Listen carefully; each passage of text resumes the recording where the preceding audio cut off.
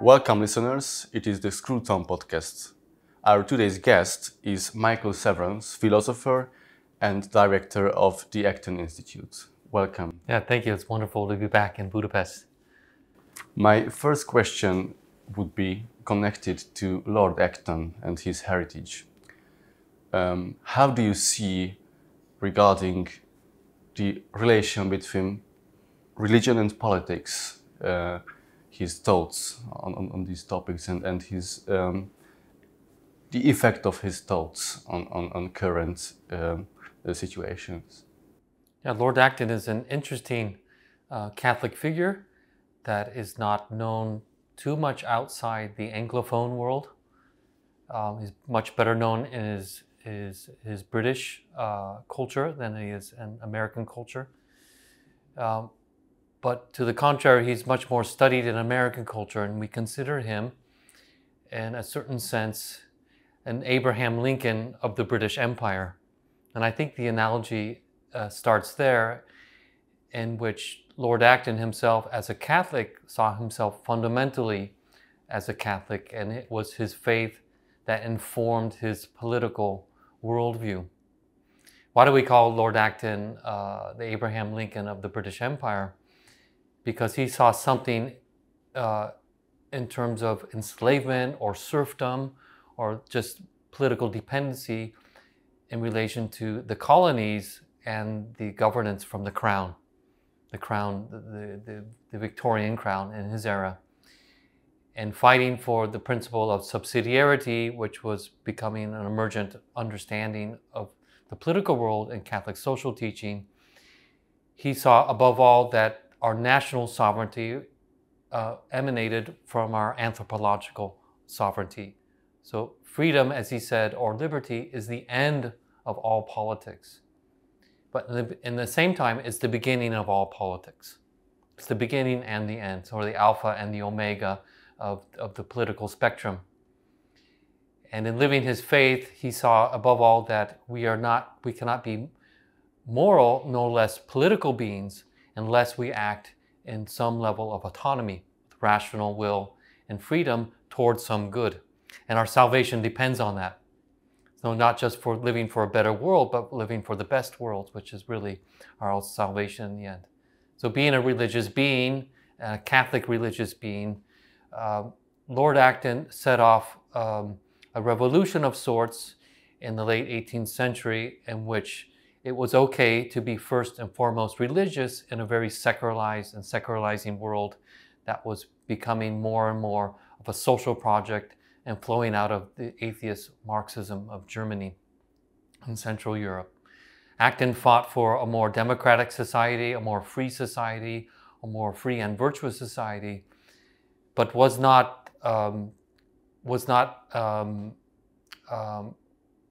he didn't have the proclivity to join the church so closely in terms of his political views.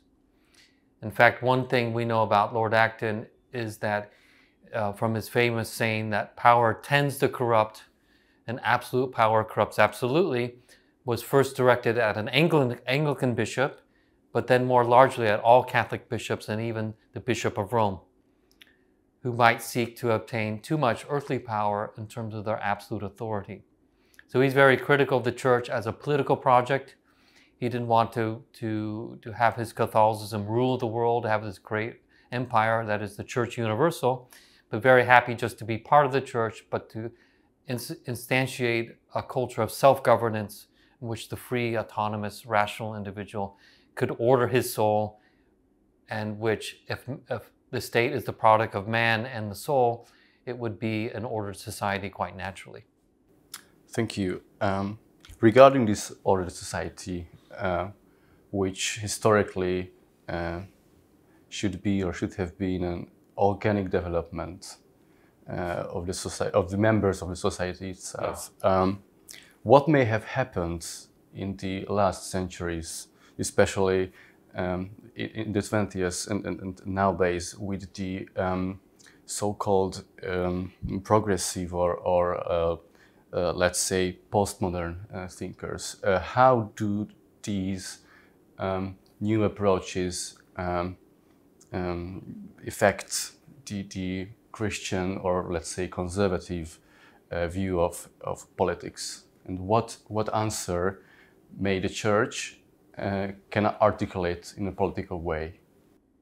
Yeah, I think first of all you see in the first half of the century kind of a return to some level of empire building that the church itself is not only rejecting, but it also perforce limited to a very small, tiny district in Rome, which eventually became the Vatican city-state. The church itself begins to practice what it preached in terms of limiting the order of the state to some type of micro level or smaller. You know, the church lives the philosophy of the smaller is better, and it's a subsidiary approach of the city-state. In fact, after the latter impacts with Mussolini, the church is very happy to be just a neighborhood in Rome, rather than the Holy Roman Empire or some alliance with the Austro-Hungarian Empire, or any Habsburg rule, or any Christian social project that emanates out of its own understanding of political will. Shortly thereafter, the fall of the Third Reich, another sort of empire building, and the fall of the British Empire, and the fall of the French Empire, fall of the Spanish Empire, the subsidiary approach to democratic rule, or at least just ordered rule, is the winning formula. So the church does win the argument, and it does act as a model, a functional model of itself as a small state that's orderly and easily governed, and essentially a collective of self-governing individuals, which makes a limited state, the separation of powers, quite possible because no one is seeking the state to become its own ruler. Now, what happens from Italy onwards, following the post-World War II reconstruction of Italy, is we see a kind of unleashed philosophy of a Christian philosophy of the political world, which has uninterrupted rule for 23 parliaments from 1946 all the way to 1991, more or less, with the exception of, I think, 3 prime ministers or 3 majority rules of the left. Christian democracy is the winning formula throughout Italy and throughout much of Western Europe. And out of this project flowed the idea for a European Union, and together with the Christian democracy of Alcide de Gasperi, Robert Schuman of France, and Konrad Adenauer of Germany, not only does the Christian social thought win in Italy, but also wins the political will of Central Europe in general. Now, all this is fine and wonderful, but the understanding of the Christian political will becomes an exaggerated concept. Above all, the church had never preached that Christianity was a political project. Now, this was the hope and prayer of Judas, who saw Jesus as more of a political savior, the one that would overthrow the Roman emperor and set up a new empire and kingdom. Our Christian faith does ask us to build up the kingdom of Christ here on earth, but not literally in a tyrannical, singular form in terms of Christendom. It accepts in a variegated political world, different interpretations of some basic principles of free individual, of autonomy, of self-love, of love of others, altruism, but it's perfectly fine of having a variegated political landscape. So Italy, the Italian project of a Christian democracy in terms of a single political platform, a winning platform, eventually blew up with the Tangentopoli, the widespread political corruption in the late 80s and early 90s, and that blew up and splintered, and its shrapnel was manifest in about 50 different political parties today. The other exaggeration of the fact that we see this overemphasis on freedom, as freedom or liberty is the end of politics, We see that manifest in the secular left in terms of libertinism. Libertinism, which freedom for freedom's sake is the one and only goal. And that manifests itself in terms of just radical relativism, which Pope Benedek himself pronounced on the eve of his papacy, called the dictatorship of relativism. Ironically, everyone is so free and spontaneous that we tend to have one person in the dialectic who has a strong opinion enforce his own relative opinion on others. And that's the more dangerous proposition, where there is no truth, but one relative opinion tends to rule over other relative opinions in a form of dictatorship for some practical purpose or some practical political achievement or some ideological end. We see the extreme of that extreme, I would say, in America today, which is now slowly crossing the Atlantic in the form of what we call the woke political culture, wokeism. And what is wokeism is that there is no essential human nature. There is no essential body politic that emanates from the body of man and soul into any type of understandable political platform. Christian democracy was just the opposite. It built upon the body of man, the body of the church, into some type of common anthropology. Some anthropology of freedom, anthropology of goodness, anthropology of the common good.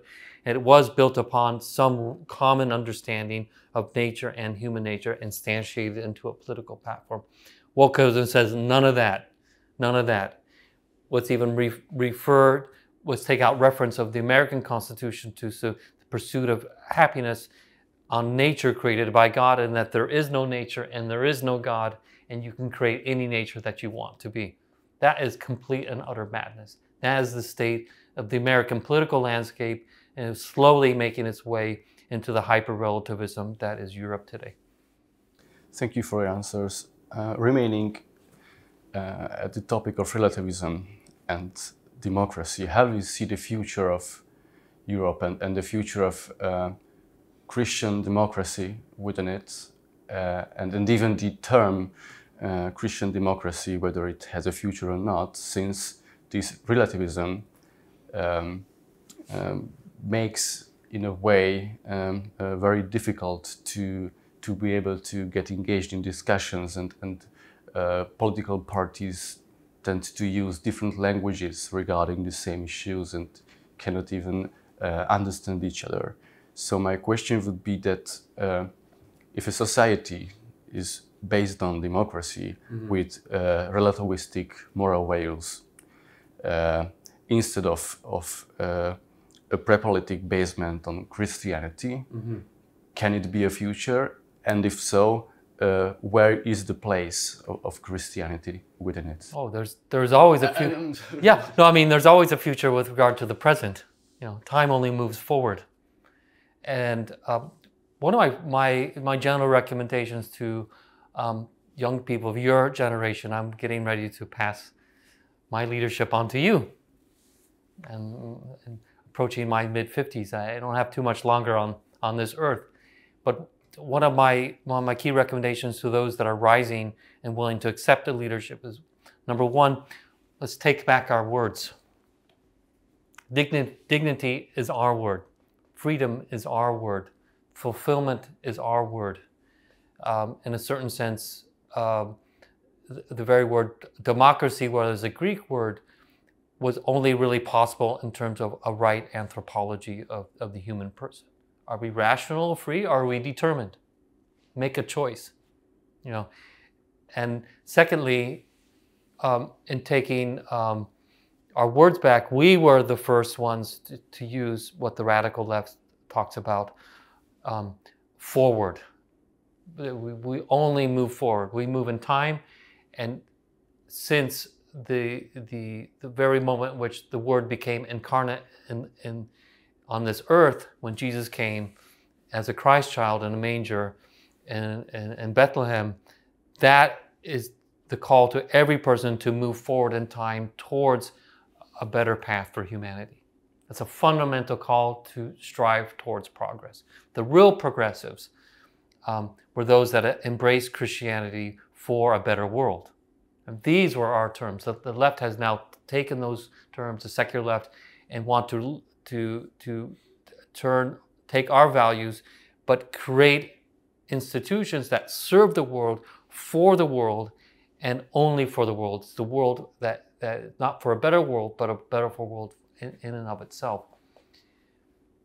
And part of taking our institutions back is that of the family, which has now been metamorphosed into a village. The village now is the family, or the state is the town, or the city, or the state is the extension of the family. No, family is only one thing. It's man and wife coming together in a state of matrimony to then create their own little micro-society. Their own micro-society. And the civil society starts with the family, a biological family between man and wife, creating a small entity, a small household that is then manageable and even self-managed, which then, in the sort of, if we live in an atomistic universe, at least they're functioning on the same order. And so the political structure is pre-political in the family itself. The most worrisome factor of today is the family, and that our youth are delaying marriage and are delaying creating their own little microstate under their own roofs, I would say. It's fundamental. We don't get the family back, we can't build back better. It actually starts with the family. Thank you.